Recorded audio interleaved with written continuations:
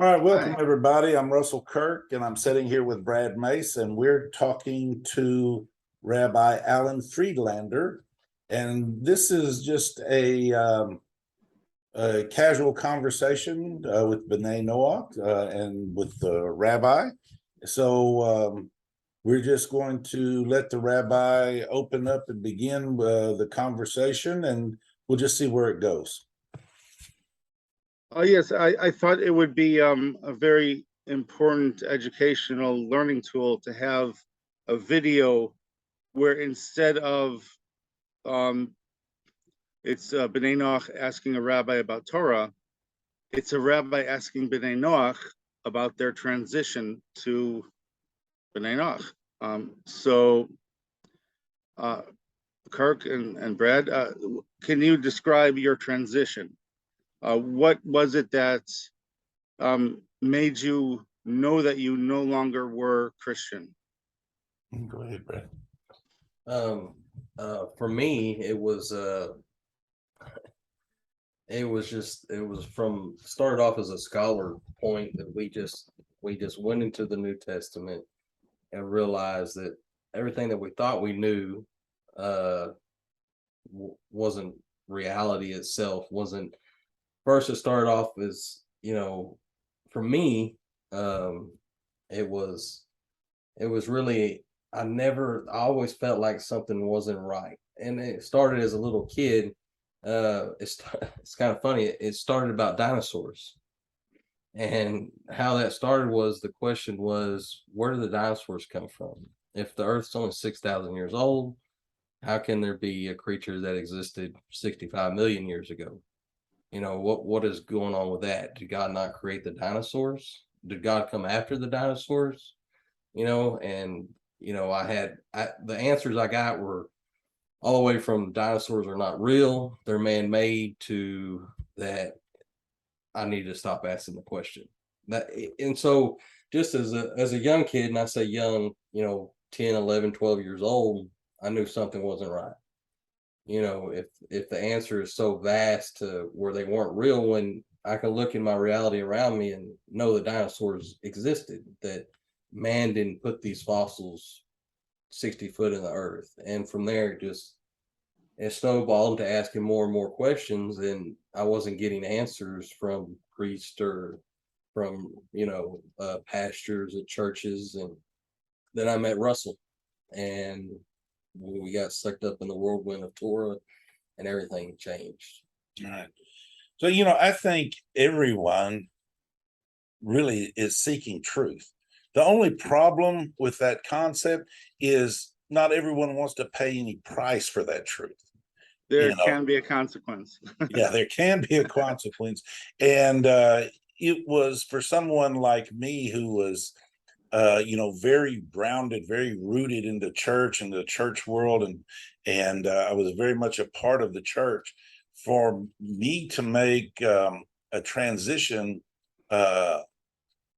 away from the church, because that truth no longer added up for me in the context of the Torah, from the light of the Torah, the New Testament. That truth didn't resonate any longer. And so I had to figure out how to make this transition from being this New Testament person seeking truth to this Torah non-Jewish person seeking truth. And it was an extraordinary experience, because I couldn't find myself in the Torah. I didn't know where I was to identify with. What truth pertains to me? Well, who am I? How can I apply any truth to me when I can't even identify myself in the truth of this Torah? So I think once we were able to find ourselves within Torah and understand that Hashem had, from creation, created a place for all mankind to be, and that he always had a plan for me, and that he always included me, because the church was going to teach you that the Old Testament didn't include you. You're not in the Old Testament. It's not about you. And so therefore, for what reason would a non-Jew seek truth from the Old Testament? Okay, so that's a very good follow-up to the question. How do you transition to questioning what you were told, or spoon-fed, however you want to put it? You were told, look at the New Testament, don't concentrate on the Old Testament, and you went and concentrated on the Old Testament. What was your decision to even make that choice? Well, I think that we understand from reading the New Testament that it was about Jewish people, and it was about the Jewish religion, and it happened in Israel. It was centered in Jerusalem, so there was a connection there to the Jewish people. And so reading the book from the back to the front, talking about the Bible, you get a distorted imagery of what actually is going on as far as when things occurred.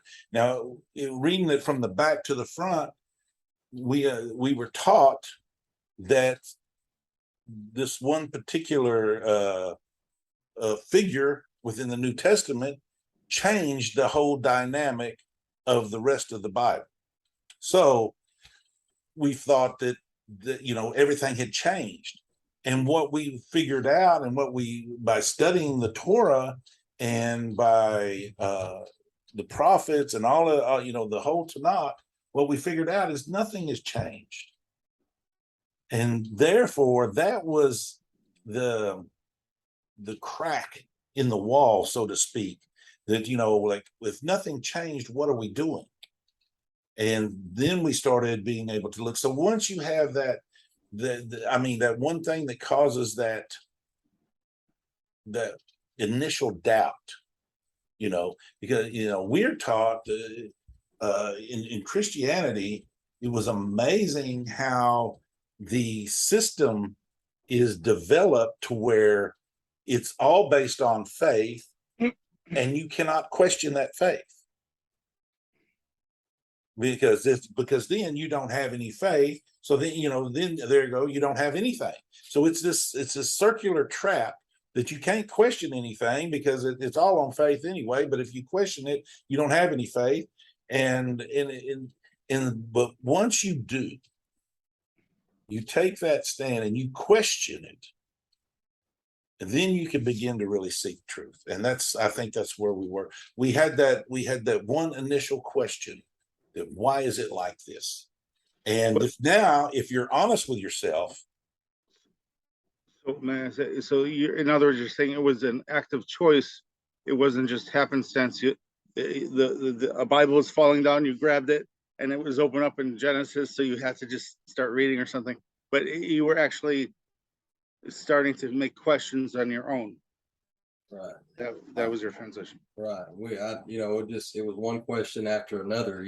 For me, Russell can tell you a lot of mine's based on history. I love history. I love studying history. My dad was a big history buff, and I know that sounds kind of funny, but it kind of started a little bit with the Holocaust, and studying the Holocaust and looking into what was actually going on, and into the Jewish people. The Holocaust happened, and then in 1948, and then so forth. What is going on here? Why choose one race of people to try to destroy? What was Hitler's manifest here? Why these people? What is so important with the Jewish people that he sought them and set them aside to do harm to? And then after World War II, Israel becoming a nation in 1948, and so that had me, that kind of drove me towards that, seeking truth in the Torah. And what is there? So in other words, you're saying the dichotomy, the great chasm between being punished more than the average nation, and then being kind of rewarded more than the average nation in the same decade. Well, Is that what you're well, saying? yes and no. It was also too God, he wouldn't allow it to be destroyed. Any other nation may be destroyed. There's several empires that don't exist today, but the Jewish people are still here. The nation Right. of Israel is still here. Well, that had me question why. What is it? And that for me, that still stands firm today. That's still a foundation of my faith with the Jewish people. Yeah, especially because they were in exile, and in theory, it's if a person's even in their own country, often in history, it's only been a few hundred years for a dynasty to last, Right. and then people are at the quote unquote whim of other nations, and somehow God is keeping them going. And so, what's going on there? And and for me, it was like as a child, I started out at public school, so I was at one point I was the only religious Jew in my whole school, and I was wondering, about the religion and how God is keeping the world going, even though a majority of the people that I know are not doing what I was being told you have to do, but I didn't waver and assume that what I was doing was wrong just because others weren't doing it. So I said, well, I need an objective standard, so I'll go according to the Torah. So, I read the Chumash and the Pentateuch in English. Studied it with the English translation of Rashi, and I was a little amazed that I was in a family that was religious. That most people are not Jewish, and most Jews in this generation are not religious, and God somehow put me in a Jewish religious family. And so, what was God trying to tell me? So, this eventually led me to choosing rabbinics. God put me there so I could share something. Okay, but enough about me, unless there's lots of a roar of adoring fans. In the meantime, we can go back to you guys. Okay, so no problem. We can share. Okay, so next question. But Russell, it's okay if I go to the next question. There's something else you want to say? Yeah, sure. Oh, okay. All right. So you transitioned to now being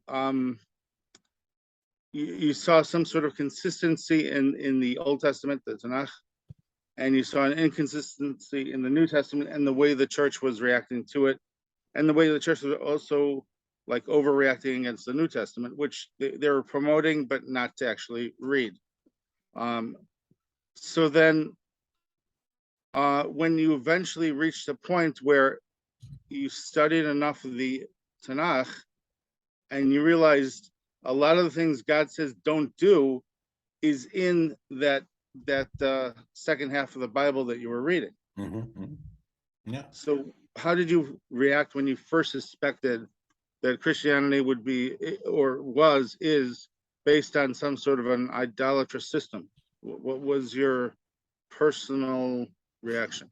Well, yeah, at first you didn't realize that. You just think that there's some kind of mistake that had been made, and you don't at first realize what the mistake is. So, like a lot of people, and I think we see this within Messianics and a lot of different people, they think, well, we can go in and fix the New Testament and it's fixable because there's obviously some kind of mistake or somebody's misunderstanding something, because you go into the Tanakh and you read, the Torah, and you see, how this command here is for you forever, for all generations, and it's never going to change, and that I'm a God that doesn't change, and you see all this stuff. Then all of a sudden you get to the New Testament, and they go, oh, you know what? We changed everything. So you come to that idea, so you think something just went terribly wrong somewhere, and we're not understanding something, and we're not doing something. So your first inclination is to try to fix what's going on.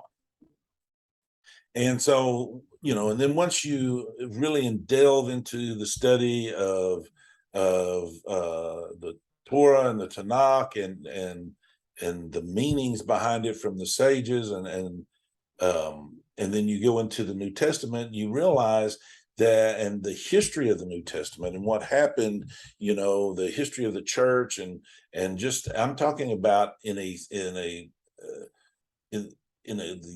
context of the text itself of the New Testament. It's not retrievable, just because of what it's been through, and how it was manipulated and how it was used. So you realize, you come to that point to where, look, I can't go back into the New Testament and gain any value from it. So now I'm here in the Tanakh, and everything that I can relate to God with is from the Tanakh. And I have to figure out a way to learn that, because there's no one teaching you, at this, from where we were at that point. There was no one teaching us. Like I said, we didn't even know a Jewish person. No, but just picking up and reading Rashi for the first time, within the first 10 pages of his commentary, I learned more, and more questions were answered than my whole life talking to Bible scholars at church. And that, Wow, that is a recommendation. Rashi is proud of it. Wow. Yeah, and it just Rashi introduced questions that I didn't even know to ask, which led to other sages and other rabbis, and to other literature and different studies, and it just keeps expanding. It doesn't stop. Mm-hmm.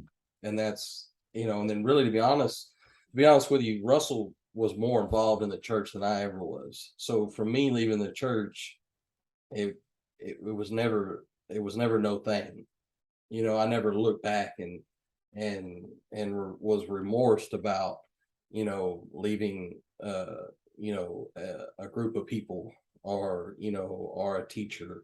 I always felt like, for me, it was harder for me to, people looked at me and judged me more, and one of the struggles was just telling people I don't eat pork no more. And you would have thought I told them that Jesus wasn't real. That, you could tell somebody that hell didn't exist and they look at you strange, but if you told them you didn't eat pork, then they just, oh my goodness, what happened to you? So, it was definitely different, but at the same time, to me, it was very uplifting. It was, there was no looking back. Once you have the right question, and you have the right teacher and the right information in front of you, then it just, for me, it's like a spark, and now it's a bonfire. Yeah. And that's one of the things we found within Judaism, as a non-Jew. Before, when I was in the church, there was many things that didn't have an answer. There were no answers. But one of the first and most profound thing that we were learning about Judaism is they had people that answered questions. It's like, and we were, in a way, we're amazed at such a thing, that they had an answer, they had an understanding, and so that was one of the things that were drawing us into the studying Judaism, is because they were actually answers there, and people that could tell you what this is and what that meant and what this did. So it was, that alone was a fascinating concept, even from somebody that's studied the Bible as I've studied it. So when you transition to this Tanakh-based perspective, and at first You mentioned that you hadn't yet integrated in with other B'nie Noach. You were just finding it for yourselves. But you were no longer, at that point in your minds, you were no longer Christians. Right. Yeah, pretty much. I mean, by the time we didn't know what we were.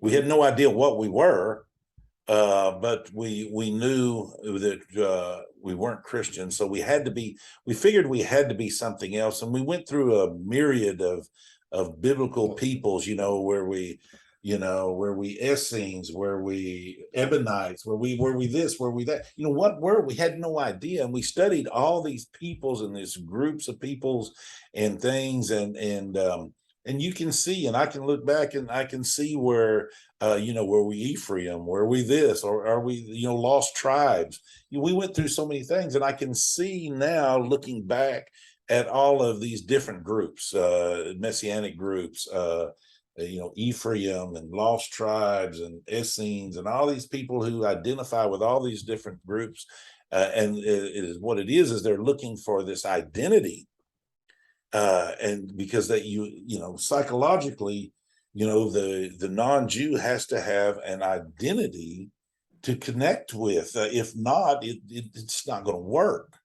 And so once we were able to see ourselves within Tanakh as and that there was a place for us within it as a righteous non-Jew, then we were able to have this identity, and we didn't need to have the identity of another person or another group of people. It wasn't like we were we belonged in this group of people that were lost. I think if at any point, if we were to stop asking why, we would have, I think that's where you get your messianics, where you get your Seventh Day Evangelists. These are all people that just got to a point and just stop asking questions, because that's the only thing logical I can see that happen. Because there's never been a point in my study of Torah that I didn't have a question that question didn't turn into a bigger question, to a better question, and it just on and on and on. Yes, there's answers, but to me, I'm always looking for the next question, and that's the beauty in Torah to me. That's what's always drove me and pulls me to Torah, always has. Yeah. And you can always you can learn more once you think you learn something, and then you'll find out more about it later on. It'll take you down another path to where you learn even more. It's amazing. Another teacher, another scholar, another text. Yeah, there's this little metaphor I use to kind of understand the whole process, how there is, there seems to be like a lack of depth to Christianity that Judaism has because of the scholarship. It's pretty much from that, I think, because there's other factors, but with the mitzvah, of course, a beautiful mitzvah really drives home the point. But as far as scholarship goes, to me, that's the light unto the nations being continued in our generation as well. And what you're describing is a breakdown in the light unto the nations within Christianity itself. It's no longer as functional of a light unto the nations. In fact, it's in many cases, churches are stifling the growth that could happen, like to a plant under the lights, right? So it can't grow. And but in Judaism, it's working. So it as a metaphor, it reminds me of the concept. If two women were walking with a child in the desert, and it became hotter and hotter, and they were running out of water, so you could tell which one is the mother, because she's the one who's going to give the last water to the child. You understand? Mm-hmm. Yeah. And when the light is cut off, by the religious leaders, that's when you know they're not the mother. Right. Right. You understand? That Absolutely. I think is the biggest proof. It's not what Jews have been able to accomplish, it's what they haven't stopped trying to do. I think if you take for me, the New Testament in itself, to me, is a book that has a lot of good philosophies in it about life and the way you should treat your neighbor and how you should conduct morality within your own life. But then when you realize that all these philosophies and teachings are based out of a living, breathing book, which is the Torah, and not just a manuscript that is the New Testament, then it opens the door for everything, for the ultimate question to clinging to your Creator and getting to know Him on a more intimate level. For me, and it's just never stopped growing. I've never not had a question. I've never not, and it's not so much I'm looking for the answer. It's just I'm looking for the next phase in the Torah that that I haven't discovered, that I didn't even think was there. For a new curtain to be drawn back, and Okay. Yeah. When you realize this, kind of like the way we've came up and realized this process, it is very, very difficult to want to be held back from learning, or be held back from opening the next door or something like that. I mean, we are constantly looking and searching and trying to understand and do things, and of course, like Brad was saying, when people are satisfied with where you're at, that's as far as you're going to go, and you're not going to go anymore. You're going to concretize, and you're going to focus on particular verses of scriptures, and to the point to where you pervert them and you make a denomination out of them, and then you'll have a new church. And so, but if you're constantly pushing yourself towards truth and striving for it and learning and not becoming concretized into what your thoughts and your beliefs are, you won't create that church. And that's historical fact. I've noticed in Tanakh that everything points back to the Torah of Moses, from Joshua to Malachi. They all say, Malachi ends with remember the Torah of Moses, and Joshua repeatedly says to give reverence to the Torah, but it's like very different in the New Testament. It's almost like a competition, and it seems to me that, and to the point that I at first, when I heard that there was a church using pamphlets, not the New Testament, I didn't understand that.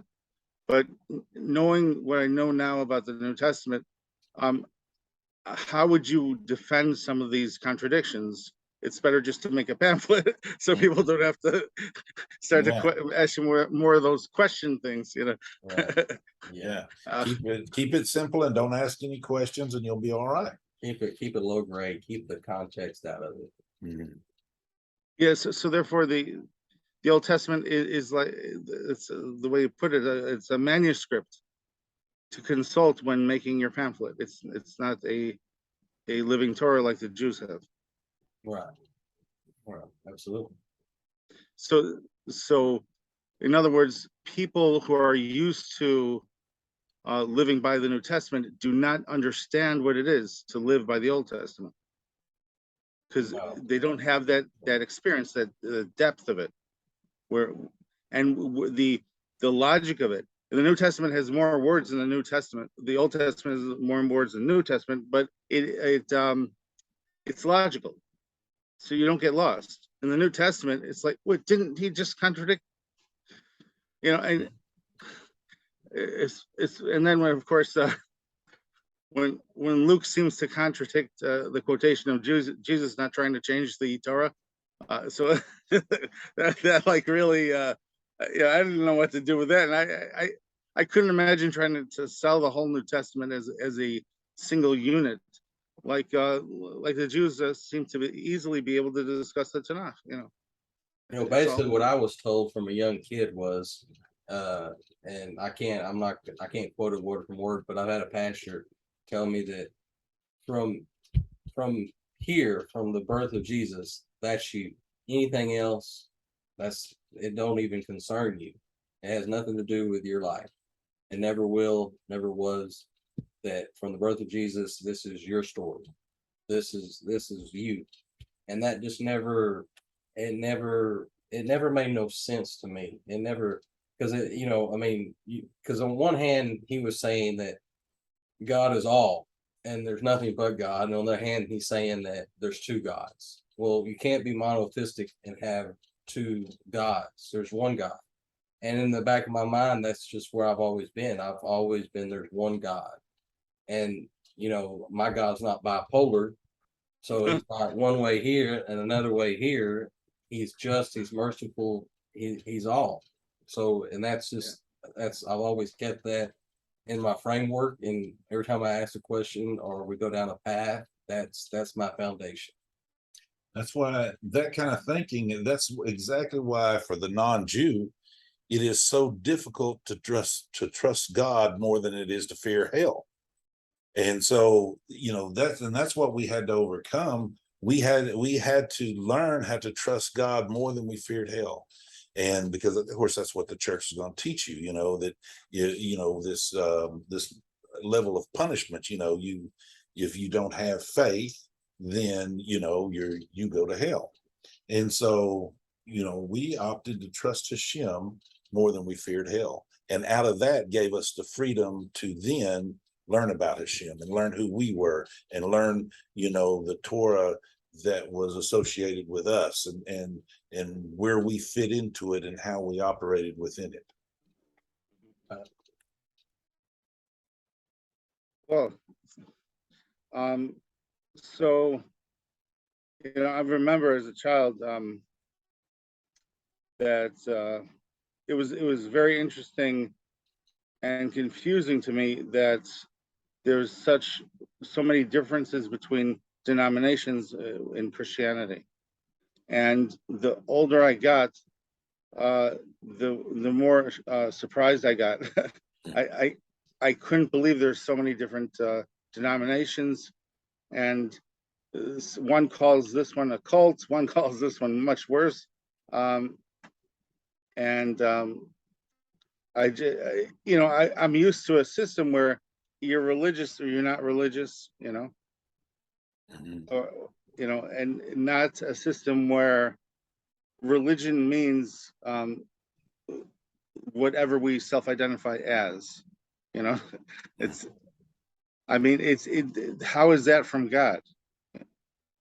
And you're teaching me an important lesson that questions were not encouraged, because if you apply some of these ideas of religion to your life and then ask questions, so then the whole system doesn't make as much sense. Well,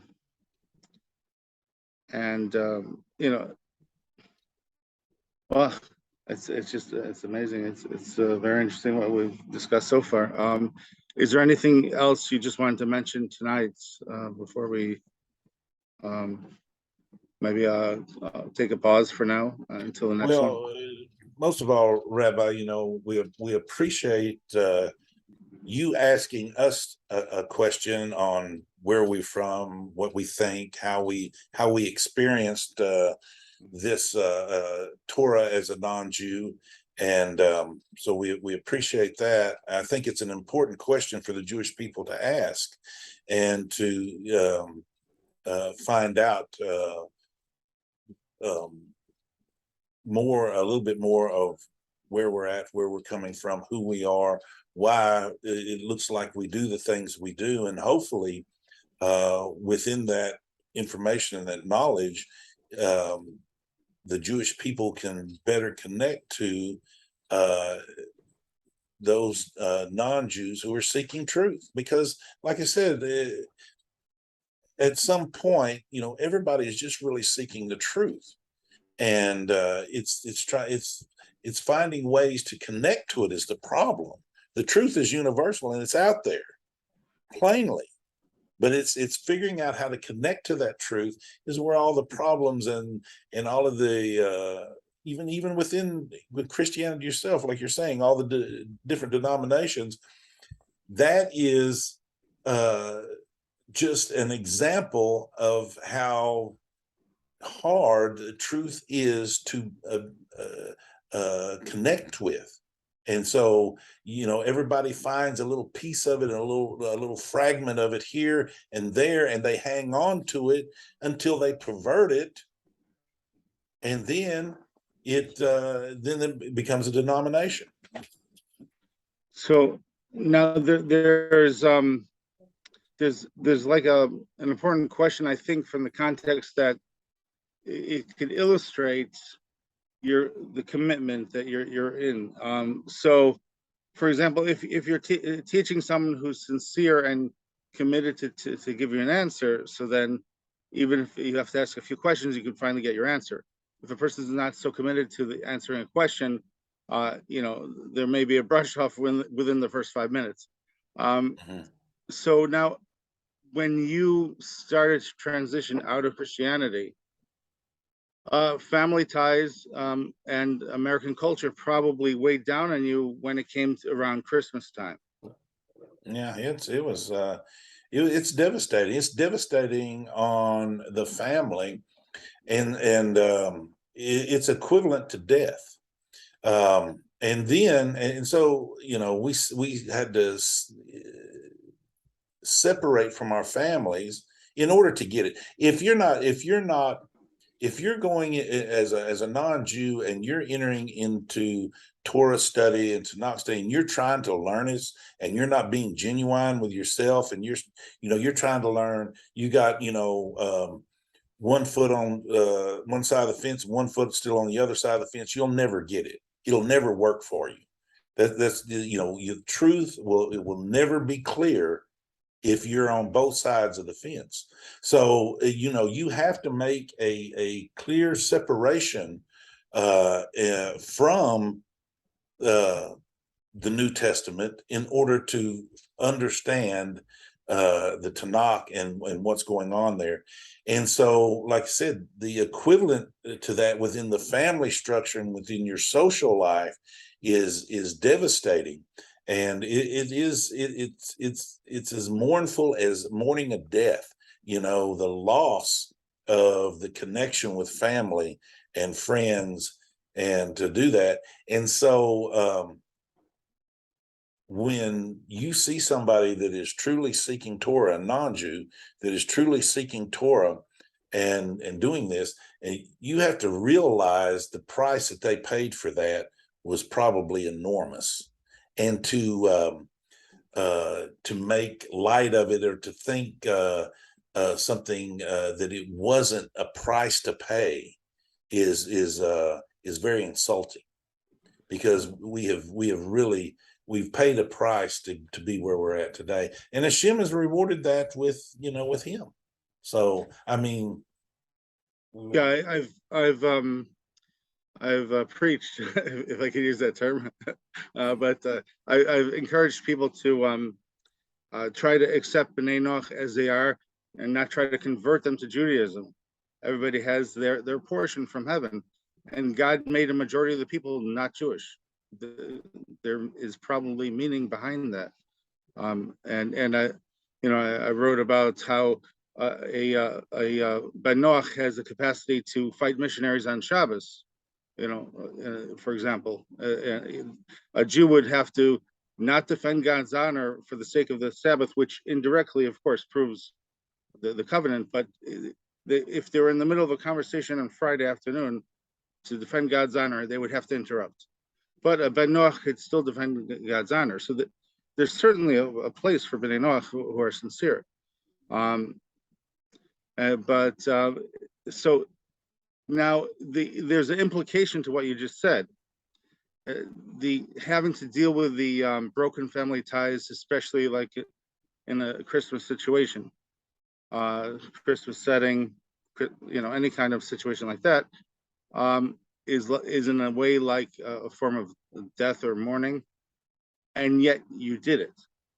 So that it seems to imply that being stifled from God's word is more painful than death. Absolutely. Absolutely. Amazing. Yes. You're saying absolutely. Yes, right. Because what I said Because once, there's nothing else. yeah, There's nothing else. I mean, if you're gonna raise your kids in this world, if you don't give them Torah, and this took me so long to understand, then what are you giving them? Well, I mean, what else is there outside of that? For me, that was a hard lesson to learn and to come to terms with. That for the longest, I tried to live in two worlds. I tried to live in the Christmas world and study Torah, and let the wife and the kids do her thing and I do mine. And at the end, you get to a point where if you don't make the decision will be made for you. And it's like being tossed up to a wall constantly. And you just, how many times do you want to slam against that wall till you recognize what's going on? And for me, it took a long time. And, my biggest question was always, what am I? And now that question has turned into, why am I? How far as a Gentile can I attach to the Torah? Not just where my place is, but, where do I belong in Torah? And to seek it out for the purpose that my Creator, has brought me to the point where I'm at right now, and to fulfill His will and to let mine go. And that, to me, that's been a struggle constantly, and it's never wavered. And every day I try to focus on that concept of why am I, not just what am I, When I was younger, I went to school, of course, with many different types of Christians. I remember meeting someone who, he said he went to church every Sunday, but he was talking like he wanted to live in a dream world, and he just wanted enough Bible to make sure that he wasn't going to go to hell. And then he wanted to only have materialism and everything like that. And a little bit reminds me of the scene from with Ulysses, that he in the Odyssey, he woke up and then he tried to get back home because the time was passing at a different speed, so he was missing his life back at home.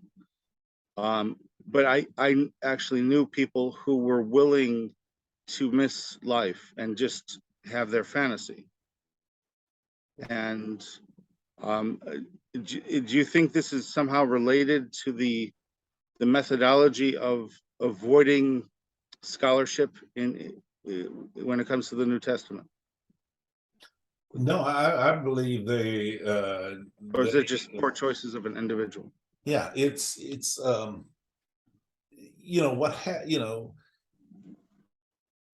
there was when you separate yourself from the wisdom of the sages, you don't have answers. And this is what happened to the church. The church, had to leave and separate themselves from the wisdom and the understanding of the sages. And so they created their own problem on a scholarly level, and they've tried to make these interventions, and this is where you get the contradictions and even between different denominations and and different things, into where you get this variety that we have today, and we see, there's no consistency, with the Torah, because they didn't have the understanding of it, didn't have the understanding of the Jewish tradition, the Jewish culture. But it was also a default. 30 years ago, it was by default. Gentiles claimed to Christianity because there was the information wave that is the internet now didn't exist. So if you lived in the United States and Texas, I can only speak to where I'm from, that there's not even a Orthodox synagogue within 100 miles. I mean, Dallas, I think, has one. Austin may have one, but there was no Jewish people, and if there was Jewish people, they were secular and they didn't mention their Jewish heritage. So if you wanted to cling to your Creator, by default, you go to the church and you become part of the church. You bring your whole family in there, and then you probably meet your wife within the church, and then she's brought up and you're brought up in the church, and then so by default you're trapped.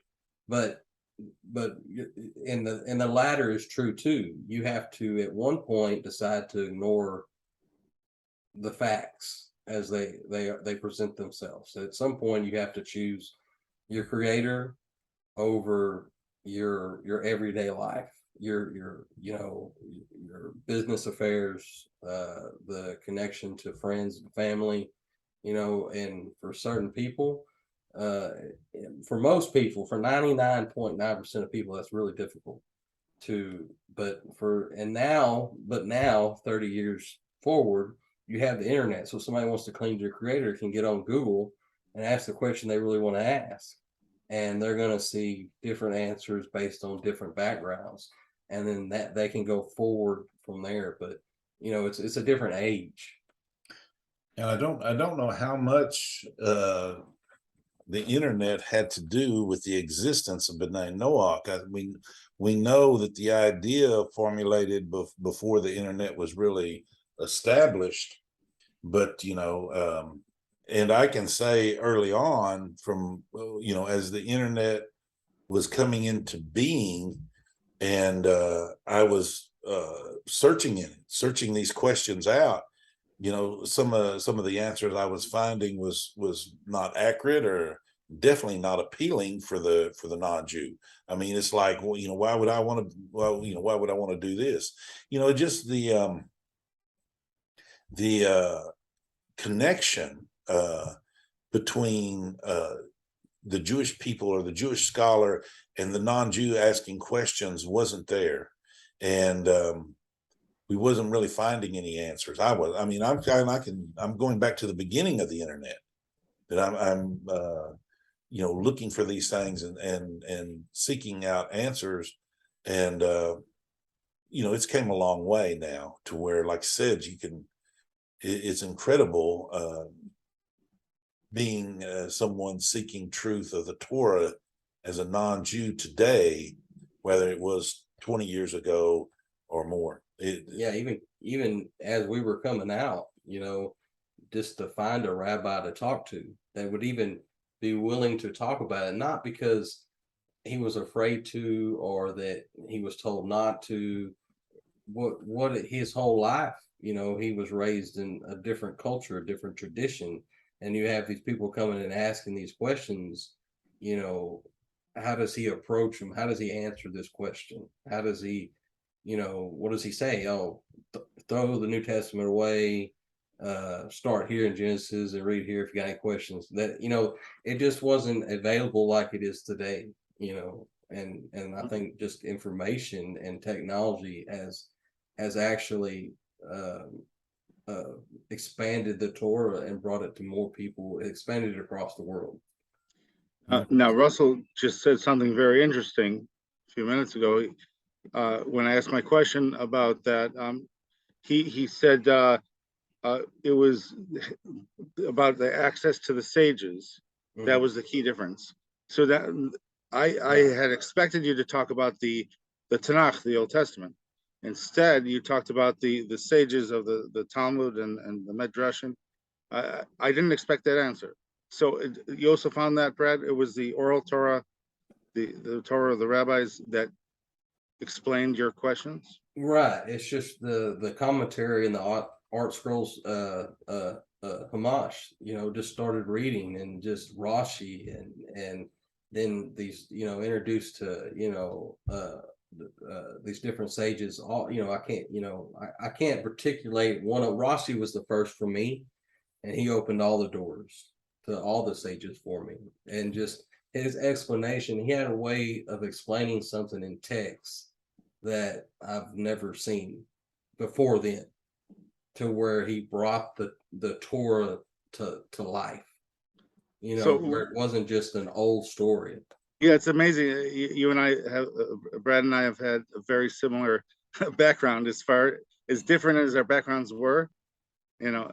Rashi, a Rashi translation on the Pentateuch. That's a good place to start, just as an advice to anybody who's just starting out. Okay, and any last comments before we call it an evening? I don't have anything. This is awesome, and I hope it helps a lot of people. Thank you, gentlemen, for sharing this. It's really revealing, and it's amazing. And Hashem promised that the Torah will fill the world, and part of the process is the Torah through the internet, and people being able to have Torah even if they're in a small community, even that doesn't have a synagogue. Ergo, hint, hint, it's talking about B'nie Noach as well, not just Jews. So it's all part of the process, God's plan. God knows best, and we should trust him. So absolutely. Well, thank you very much, Rabbi. We appreciate your time. And anytime you want to do this again, we can, definitely carry on with it. Awesome. Thank you so much, gentlemen. Thank you, Rabbi. Laila Tov.